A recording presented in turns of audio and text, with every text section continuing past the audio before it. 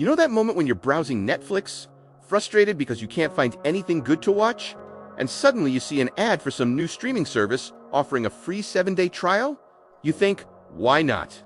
It's free, and I can just cancel before they charge me. So you sign up, you enter your credit card information, because of course they need it just for verification purposes, and you start watching. Maybe you binge a show or two. It's pretty good. You make a mental note to cancel before the trial ends. But then life happens. Work gets busy.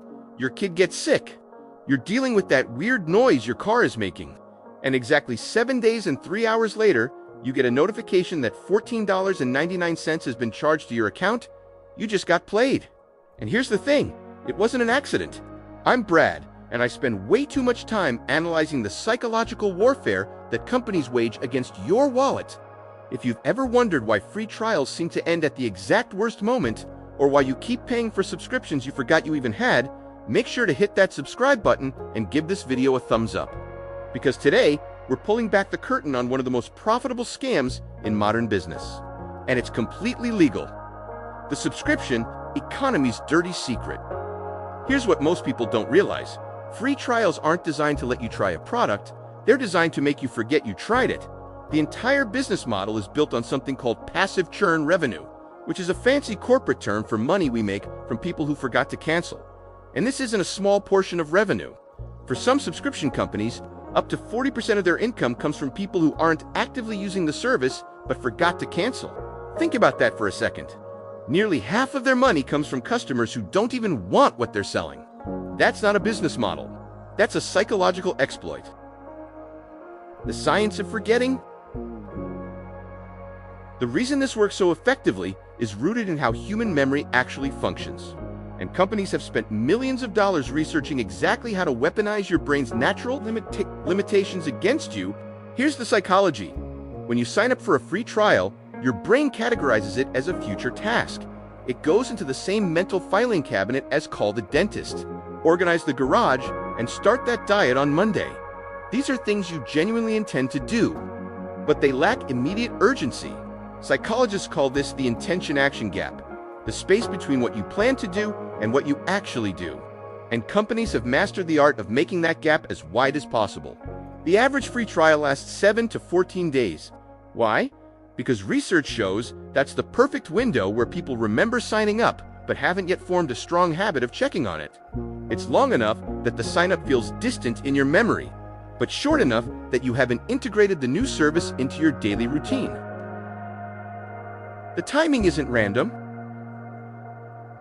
But here's where it gets really calculated. These trial periods aren't chosen randomly. They're scientifically optimized to expire at moments when you're statistically most likely to be distracted. Ever notice how many free trials start on Thursday or Friday? That's deliberate. If you sign up on a Thursday for a 7-day trial, it expires the following Thursday right in the middle of your work week when you're busiest and least likely to be thinking about subscription management. Some companies have even more sophisticated timing mechanisms. They track when you last logged in, and if you haven't used a service in the final 48 hours of your trial, they know you've probably forgotten about it. That's when they stay completely silent. No reminder, emails, no notifications, nothing. They just let the trial expire quietly and start charging you. But if their data shows you're an active user who might actually cancel, suddenly you get reminder emails, special discount offers, and notifications designed to make you reconsider canceling. The cancellation obstacle course. Now let's talk about what happens when you actually try to cancel, because this is where the psychological manipulation reaches its peak. First, they make the cancellation process as difficult as legally possible. You signed up with 2 clicks, but canceling requires navigating through 4 different pages, answering a survey, selecting from a drop-down menu of reasons, and sometimes even calling a phone number or chatting with a retention specialist. This isn't accidental.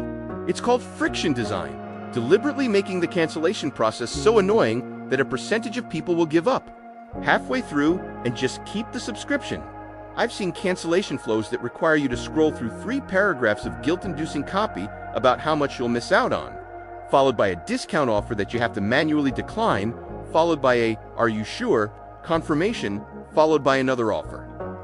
And finally, maybe a cancellation button that's designed to look like a secondary option rather than a primary action. One streaming service I analyzed had a green Keep My Subscription button that was twice the size of the gray Continue Canceling text link. The visual hierarchy literally guides your eye away from the option you're trying to select. The email reminder scam. You might be thinking, but wait, don't they send reminder emails before the trial ends? Sometimes, but here's the trick. Those reminder emails are designed to be ignored. They typically come in two flavors. Either they arrive so early that you think I've still got time and promptly forget again, or they arrive so late that by the time you see the email, you've already been charged. I did an experiment where I signed up for 23 different free trials over the course of a month. Want to guess how many sent a reminder email more than 24 hours before the trial ended? 4? Just 4 out of 23? And of those 4, 3 sent the reminder exactly 3 days early, which sounds helpful until you realize that's actually the worst possible timing. It's early enough that you don't feel urgency, but late enough that you can't immediately set another reminder without seeming paranoid. The fourth company that sent the helpful reminder, it arrived at 2:47 a.m. on the day my trial ended. Technically, they sent a reminder. Practically, it was designed to be missed. At just $1 for the first month's evolution. As consumers have gotten savvier about free trials, companies have evolved their tactics. Enter the $1 trial or first month for 99 cents offer. This is even more insidious than a free trial because it does two things simultaneously. First, it gets past your psychological defenses. You think, well, it's only $1. That's basically free, and at least I'll know if the charge goes through, so I'll remember to cancel. Wrong. That $1 charge is specifically designed to be small enough that you don't notice it on your credit card statement. When you check your bank account and see charges for $47.82 at the grocery store, $15.99 for another subscription, and $127.45 for car insurance, that $1 charge completely disappears into the noise. Second, and this is the clever part, that $1 charge resets your mental accounting of when the trial started. You signed up on September 1st, but you got charged $1 on September 3rd when the payment processed. So when is your first month? Your brain remembers the charge date, not the sign-up date, which means you're now miscalculating when the full-price subscription kicks in. I've seen people convinced they had 30 days from their sign-up date, only to discover they actually had 30 days from the processing date, which cost them 2 extra days they weren't expecting. The annual subscription trap. Then there's the annual subscription trick, which is perhaps the most profitable variation of the free trial scam. Here's how it works. You sign up for a free trial of a service. What you don't realize is that the fine print says after your trial, you'll be automatically enrolled in an annual plan, not monthly. So instead of being charged $9.99 and thinking, oh no, I forgot to cancel, but it's only $10, you get hit with $119.88 all at once. And when you try to cancel, inform you that annual subscriptions are non-refundable, or that they'll only refund you a prorated amount based on some formula that somehow always works out in their favor. I once signed up for a meditation app that offered a 7-day free trial. I set a reminder to cancel on day 6, but when I went to cancel, I discovered that the free trial automatically converted to an annual membership that charged $8.999, and their cancellation policy stated that annual memberships could only be refunded within 48 hours of purchase. Since I was on day 6 of the trial, I was outside the refund window. I'd never used the app after day 2, but I was locked into paying $90 for a year of service I didn't want. The psychology of sunk cost. Once you've been charged, another psychological principle kicks in, the sunk cost fallacy. You think, well, I've already paid for this month. I might as well use it. And maybe you do use it a little. Maybe you watch one show or use the app once or twice. And then you think, okay, I'll definitely cancel next month. But next month, the same thing happens. You've paid, so you might as well use it. And the cycle continues. Companies know this. They know that once they have your money, you're exponentially more likely to keep the subscription, not because you value the service, but because canceling feels like admitting you wasted money. The bundling confusion. Now, let's talk about how companies make it nearly impossible to even know what you're subscribed to. Many services have started offering bundles or family plans that include multiple subscriptions under one charge. So your credit card shows one $19.99 charge from media_services_corp, but that actually includes a streaming service, a music service, and a cloud storage service that you didn't even know you had. When you go to cancel, you discover that you can't cancel just one service, it's all or nothing. And since you actually use the streaming service, you keep the whole bundle, even though you're paying for two services you never use. This bundling strategy is particularly effective because it makes it harder to track your actual costs. You see one $19.99 charge and think, oh yeah, that's my streaming service. You don't mentally break it down into, I'm paying $7 for streaming, I use $7 for music I never listen to, and $5.99 for cloud storage I don't need. The App Store Shield. Here's another layer of protection companies have built. The App Store Intermediary. Many subscriptions are now processed through Apple's App Store or Google Play. This creates an additional barrier to cancellation because you can't cancel on the company's website. You have to go into your phone's settings, find your App Store subscriptions, locate the specific service, and cancel it there. The companies love this because they can blame the confusing App Store interface for your inability to cancel, while simultaneously using that confusion to reduce cancellation rates. I've had friends who spent 20 minutes trying to figure out how to cancel a subscription, only to give up in frustration and just keep paying. The quiet price increase. And just when you think you've got a handle on your subscriptions, companies pull out another trick, the quiet price increase. You signed up when the service was $9.99 per month. 2 years later, it's $14.99, but you never noticed because the increase happened gradually, $1 here, $2 there, and the email notifications about price changes were buried in your spam folder or designed to look like promotional emails. You routinely ignore. Some companies have even started using dynamic pricing, where they slowly increase your rate based on how long you've been subscribed and how infrequently you use the service. They figure if you haven't noticed you're paying for something you don't use, you definitely won't notice a small price increase. The data they collect. But here's perhaps the most disturbing aspect of the free trial economy, the data collection. When you sign up for a free trial, you're not just giving them your credit card information, you're giving them your email, your name, your age, your location, your viewing habits, your usage patterns, everything.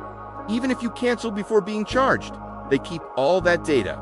They sell it to data brokers, use it to build advertising profiles, and leverage it to target you with future offers. That free trial, you paid for it with your personal information, which is worth far more than the $9.99 monthly subscription fee. The resubscribe manipulation. And let's talk about what happens when you successfully cancel. Immediately, you're hit with win-back campaigns. We miss you. Here's 50% off to come back. Your favorite shows are waiting. These emails are timed based on psychological research about regret and FOMO, fear of missing out. They arrive exactly when you're statistically most likely to second-guess your cancellation decision. I've seen cancellation win-back sequences that include 12 different emails over 60 days, each with progressively better offers, all designed to prey on your moment of weakness when you're bored on a Sunday afternoon and think, you know what, maybe I do miss that service. The nuclear option? Virtual credit cards. So how do you fight back against this system that's scientifically designed to separate you from your money? Here's the nuclear option that companies absolutely hate: virtual credit cards. Many banks and services like Privacy.com now offer virtual credit card numbers that you can set spending limits on or even make single use. You create a virtual card number specifically for the free trial, set a spending limit of $0 or $1, and use that for the sign-up. When the trial ends and the company tries to charge the full subscription price, the transaction gets declined.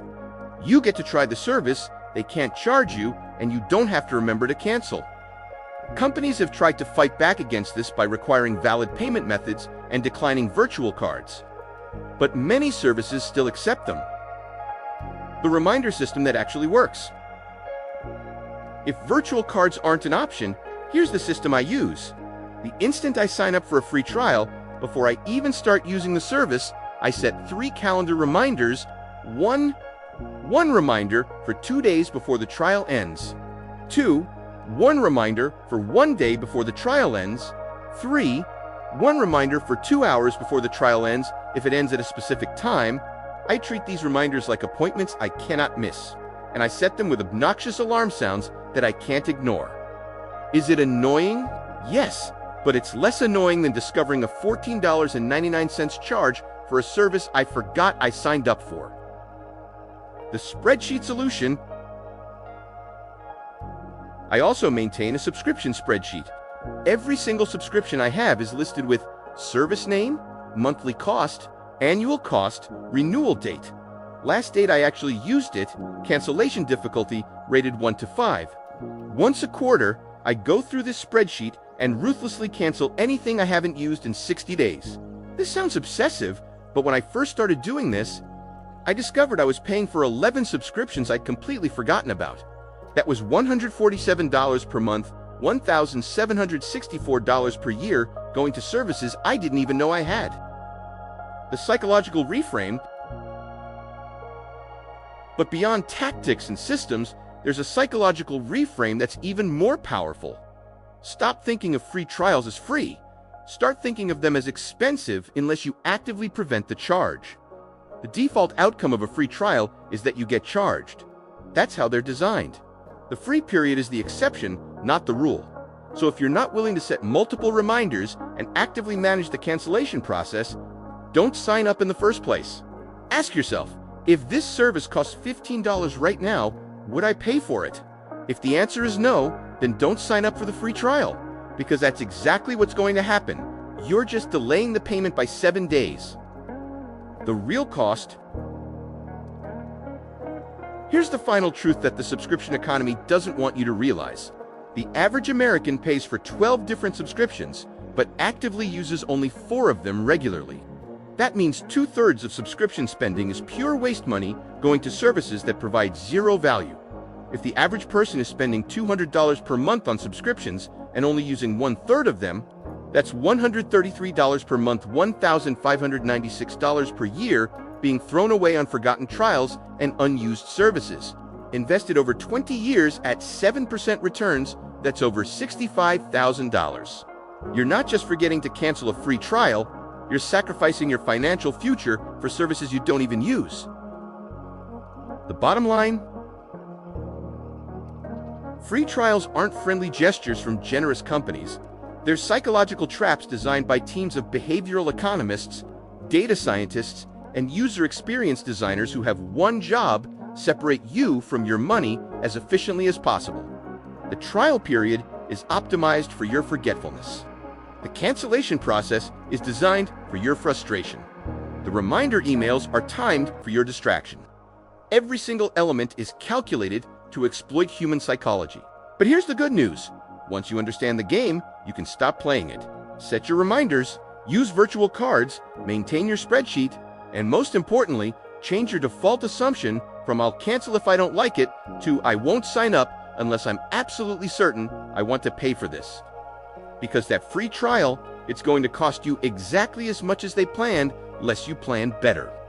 If this video helped you see free trials differently, or if you've got your own horror stories about subscription charges you didn't expect, share this with someone who needs to hear it. We're all getting played by the same playbook, but we can help each other wise up. Thanks for watching, and I'll see you in the next one.